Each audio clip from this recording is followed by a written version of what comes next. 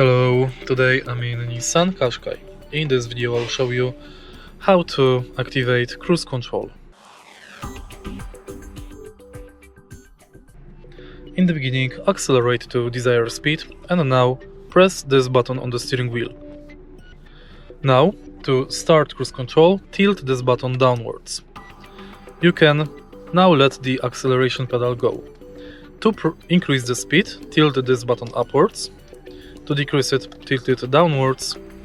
To pause cruise control, press cancel.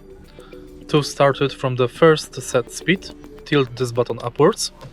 And to start it from the current speed, tilt it downwards.